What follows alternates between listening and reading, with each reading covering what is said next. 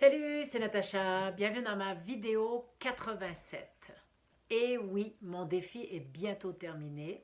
J'avoue que je commence à être essoufflée par rapport au sujet qui est le sujet du changement. D'ailleurs, les deux dernières vidéos que j'ai faites ont eu aucun rapport avec le changement, mais ça m'a fait du bien de faire d'autres choses. Cela dit, aujourd'hui, j'arrive avec la dernière phase et je te pose la question, qu'est-ce que tu fais si tu arrives à la dernière phase actuellement où ton défi est bientôt terminé et que tu as un sentiment d'échec? Parce qu'actuellement, normalement, dans ma méthode métamorphose, on devrait être dans la phase SE qui représente un sentiment d'extase parce qu'on est arrivé à faire notre changement, on a fait notre bon neuroquantique et maintenant on passe à la vitesse supérieure. Mais si, pour toutes sortes de raisons, tu te retrouves avec un sentiment d'échec et non pas d'extase, qu'est-ce que tu peux faire? Parce que si tu arrives avec un sentiment d'échec, ça va être que toi, il va falloir que tu te regardes et tu te dises, OK, pourquoi?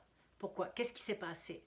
Donc, c'est de te poser les questions, les bonnes questions. C'est toujours comme ça qu'on finit par avancer. C'est en se posant les bonnes questions. Là, si tu te retrouves avec un sentiment d'échec, comme moi actuellement, où je me retrouve à un sentiment d'échec, automatiquement, je me dis, OK, c'est quoi le sentiment? Pourquoi j'ai un sentiment d'échec? Parce que moi, mon objectif, c'était d'avoir 1000 abonnés au moins, au minimum, en faisant ma chaîne YouTube et d'avoir évidemment un petit peu plus de succès.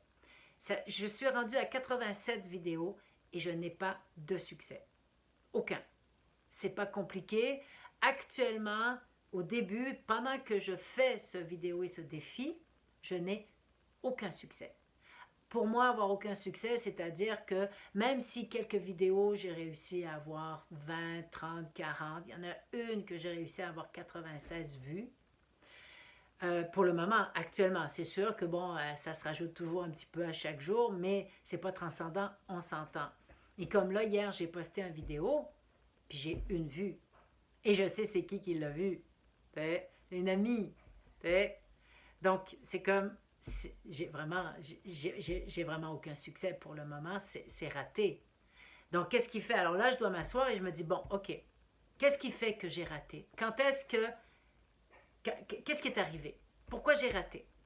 Puis en même temps, quand on est sur une chaîne YouTube, quand on veut avoir quand on veut se bâtir une chaîne YouTube, puis qu'on veut avoir des abonnés, puis plus de vues, puis donc il y a des mécaniques à faire.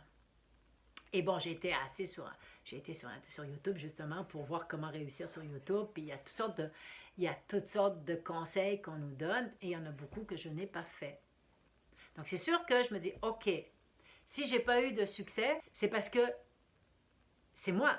C'est moi en premier lieu qui a fait en sorte, je dirais, de m'auto-saboter. Donc je me regarde. Si j'ai pas eu de succès, c'est pas parce que je suis pas bonne, à moins que vraiment je suis nulle. Mais je ne crois pas être nulle. Je pense que je passe bien à la caméra. Je crois que, bon, ce que j'ai dit, c'est toujours intéressant. Peut-être que ça manque de structure. Ça, c'est un fait. Je le sais à chaque fois. À chaque vidéo que j'ai faite, j'ai improvisé. Il y en a un que j'ai essayé de ne pas improviser, puis ça a été un flop monumental. Donc, c'est vraiment comment j'ai fonctionné tout le long. C'est pas compliqué. Comme là, actuellement, comment j'ai fait? Ben, il y a 2 minutes avant que je commence la vidéo, je ne savais pas de quoi parler. Puis après, je me dis, OK, là, je me sens en état d'échec. OK, je vais parler de comment sortir de ce sentiment d'échec-là pour ou soit commencer un autre défi, ou alors, là où il y a comme, à un moment donné, il y a comme eu un tournant dans ton défi qui a fait que aujourd'hui, tu es dans un échec. Donc, d'une part, ou soit tes objectifs étaient trop élevés, donc il y a ça aussi. Peut-être que 1000 abonnés, c'était trop élevé pour moi, sauf que j'en ai eu 48. J'aurais pu en avoir plus, surtout en 3 mois. À chaque jour, un vidéo, j'aurais pu avoir plus de monde. On s'entend. Donc, là-dessus, mon objectif était peut-être trop élevé de 1000 abonnés après 3 mois, mais quand même, j'ai quand même un sentiment d'échec parce que j'ai pas réussi à avoir quand même un peu plus d'abonnés et surtout du nombre de vues. Si, mettons, j'avais augmenté au moins, si mes 48, j'avais réussi à avoir 4 ou 5 personnes qui me suivent, ben, aujourd'hui, la vidéo d'hier, j'aurais plus qu'une vue. Donc, c'est là où le sentiment d'échec, il est là quand même. Tandis que, alors, si toi, tu as décidé que tu voulais maigrir de 30 livres en 3 mois puis que c'était pas possible, que finalement, c'était pas réaliste, c'est une chose. Alors tu te poses la question, pourquoi tu voulais maigrir autant et que, au lieu d'y aller plus lentement? Parce que ce qui arrive, c'est que des fois, quand on se donne des gros objectifs comme ça, puis qu'on arrive à, comme là, tu arrives à 10 livres au lieu de 30 livres que tu as maigri, ben, tu as un sentiment d'échec. Ou alors, tu as triché tout le long. Tu n'as pas tenu, tu as commencé, arrêté, recommencé. Donc, tu t'es amené toi-même à t'auto-saboter. Pourquoi? Comme moi, par exemple, j'ai une fausse croyance par rapport au succès. Donc, ce qui fait que c'est très dur de se déconditionner. Et j'ai peur du succès, tout simplement. En fait, j'ai peur du succès, mais pour la fausse croyance de me dire que si j'ai du succès, je vais perdre ma liberté. Si j'ai du succès, je vais être trop engagée et puis j'aurai plus de temps pour ma famille. C'est toutes des fausses croyances qui sont toutes en lien. Si j'ai du succès, j'ai la sensation que je vais perdre ma vie. C'est bête à dire, mais c'est comme ça parce que j'ai une histoire en lien avec qui me fait croire, qui m'a nourri ces fausses croyances-là. Donc, je ne veux pas de succès inconsciemment, dans mon sous-conscient, de manière conditionnée, je ne veux pas de succès. Ou je ne crois pas que je peux avoir du succès.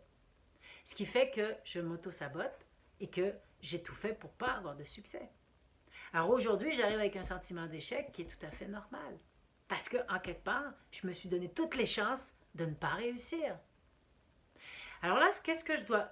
Alors, de me positionner dans cette forme d'attitude-là, puis de me regarder, au lieu de pleurer sur moi, non, j'ai pas eu de succès, puis là, je suis pas bonne. Non, c'est pas ça qu'il faut faire. Parce que là, ça serait juste de me taper dessus. Qu'est-ce qui arrive quand on se tape dessus? On ne fait que nourrir nos déficiences, nos comportements qui nous empêchent justement de réussir nos défis. Donc, c'est pas de me dire, ah, je suis pas bonne, ça marche plus, je vais tout arrêter. Non. Mais plutôt de dire, OK, je suis la première responsable de ce qui arrive. C'est comme, OK, je le sais que j'ai manqué plein de choses qu'il fallait que je fasse. Et d'ailleurs, je crois que ma 90e vidéo, elle va parler de ça. Elle va parler des erreurs à ne pas faire si on veut réussir une chaîne YouTube. Donc, maintenant, aujourd'hui, ce qui est important, c'est surtout de me positionner, de ne pas tomber dans la victimisation, puis on se tape dessus, mais plutôt de regarder, OK, qu'est-ce qui a fait que j'ai pas été jusqu'au bout, j'ai basculé ou j'ai saboté, ou même encore, des fois, ça peut être, on a décidé de faire un changement, mais bon, c'était peut-être pas ça. Et donc là, la vie, elle a tout simplement dit, regarde, c'est pas ça le changement que tu dois faire. Il y a toutes sortes de raisons comme ça qui est pour chaque personne. Je pense que c'est important d'aller chercher en dedans de soi qu'est-ce qui résonne réellement et pourquoi t'as pas réussi à aller jusqu'au bout de ce que tu voulais faire ou qu'aujourd'hui, à la fin de ton défi, tu te retrouves avec un sentiment d'échec. Moi, j'espère que tu te retrouves avec un sentiment d'extase, mais je te parle du sentiment d'échec parce que c'est ce que je vis aujourd'hui. Et que c'est pas facile, mais qu'en même temps, c'est une opportunité de croissance. Puis c'est de le voir réellement comme une opportunité de croissance. Donc, si aujourd'hui, tu te sens en sentiment d'échec, OK, que tu as l'impression de ne pas avoir réussi ton engagement, ton défi, le changement vers lequel tu voulais aller, bien vois cette situation-là comme moi je cherche à le voir et je sais que ça va m'aider à aller plus loin puis à partir un autre défi ou à continuer parce que je lâche pas. Je lâche pas. Je veux être youtubeuse et je vais y arriver. Mais pour le moment, parce que j'ai compris que cet objectif-là était vraiment, ça me tenait dans les tripes, c'était vraiment ça que je voulais. Hein? Donc, il y a ça aussi qu'il faut se poser la question, c'est-tu vraiment ce changement-là que je veux? Et si c'est vraiment ça que je veux, quels sont les freins qui m'en empêchent? Donc ça, c'est les questions que tu dois te poser. Et le voir, surtout le voir, comme une opportunité de croissance. Alors là-dessus, je te laisse et je te dis à demain pour une autre capsule. Bye bye!